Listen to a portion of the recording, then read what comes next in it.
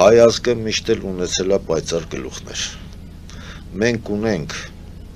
անհրաժեշտ ունակությունները, մենք ունենք անհրաժեշտ մտածողությունները,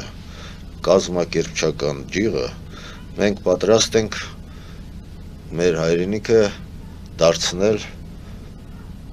տեխնոլոգիական զարգացած հայրենիք, սպեցիֆիկ տեխնոլոգիաներով։ Դա է մեր ուժը, դա է մեր պաշտպանը, դա է հարգանքը դեպի մեզ։ Ես այնքան ցավում եմ, ես լսում եմ շատ երկրների, մասնավորապես դες ասեմ, այդ հայտնի տեխնոլոգիական երկրների